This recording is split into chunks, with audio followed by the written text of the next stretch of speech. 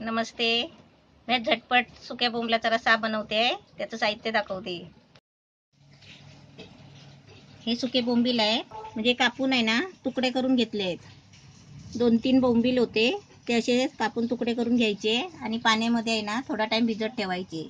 तसे मी भिजायला ठेवले. 1 चमचा आहे ना हे तांदळाचं पीठ घेतलंय. हे थोडीशी 2-3 कोकमं घेतली आहे. हे मिरची मसाला आहे, म्हणजे घरातलाच आहे कोकणी मसाला.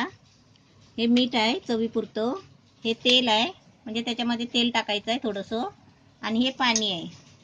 हे आपल्याला कशासाठी करायचं आहे, समजा भाताबरोबर, भाकरीबरोबर, चपातीबरोबर आपण नाश्त्याला जर थोडा प्रकार बनवतो ना, त्या पद्धतीचं मी तुम्हाला हे थोडंसंच बनवून दाखवते. आता मी गॅस पेटवला आहे आणि छोटंसं भांडं ठेवलं आहे. आता त्याच्यामध्ये मी पहिलं काय करते, ते सुके बोंबील पाण्यात टाकले आहेत ना, आता बोंबील आहेत ना मी ते भांड्यामध्ये टाकते. ते भांड्यामध्ये टाकले. आता त्याच्यामध्ये आहे ना, आता बोंबीलच्या वर आहे ना थोडंसं तेल ओतायचं. तेल आधी नाही ओतायचं, कारण का आपण बोंबील आहे ना पाण्यातले असतात ना, ते उडतात. आता याच्यामध्ये आहे ना आपल्याला मसाला टाकायचा आहे. त्याच्यामध्ये 1 चमचा मसाला टाकायचा. आपल्याला जसं तिखट पाहिजे असेल ना तसं टाकायचं. ते कोकमाचे तुकडे करून टाकायचे आणि चांगलं आहे ना ते थोडं हलवायचं.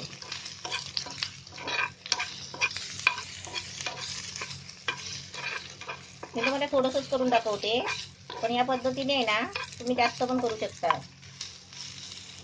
आता गॅस बारीक करायचा आणि त्याच्यामध्ये आहे ना पाणी ओतायचं.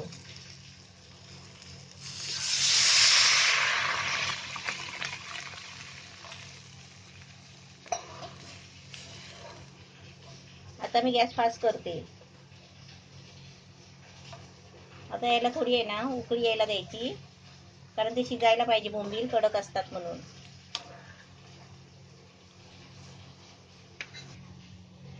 आता थोडंसं पाणी घ्यायचं आणि जे आपण तांदळाचं पीठ घेतलंय ना, हे त्या पिठामध्ये पाण्यामध्ये असं पीठ ओलायचं चांगलं. आता चांगली उकळी आली आहे, पण याच्यामध्ये आहे ना लगेच हे आपण पीठ कालवलेलं ओतायचं नाही आहे, कारण ते बोंबील शिजायला पाहिजे म्हणून 2-3 मिनिटं आहे ना चांगली उकळी यायला द्यायची. गॅस फास्ट ठेवलाय.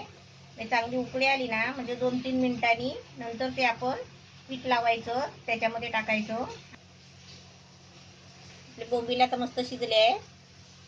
आता त्याच्यामध्ये आहे ना हे पीठ ओतायचं, म्हणजे थोडंसंच घ्यायचं, म्हणजे ते कशासाठी, म्हणजे थोडं घट्टपणा येण्यासाठी.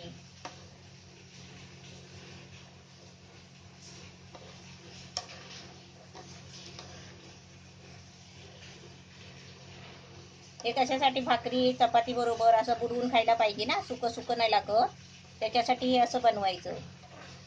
आता याच्यामध्ये मीठ टाकते.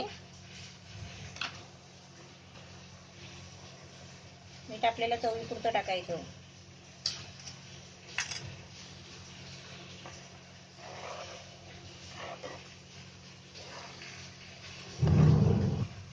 मी ते बोंबीलचं झटपट कालवण बनवते आहे आणि पाऊस एवढा गडगडतोय ना, लय आवाज येतोय गडागडा. आता मस्त बोंबलाचा झटपट रस्सा छान झालेला आहे. आता मी गॅस बंद करते आणि तुम्हाला काढून दाखवते. सुक्या बोंबलाचा झटपट रस्सा एकदम मस्त रेडी तयार झालेला आहे. असं आता पावसातून तुम्ही पण बनवा. भाजी नाही भेटत, मच्छी नाही भेटत, तेव्हा हे असं बनवायचं आणि मस्त मस्त खायचं.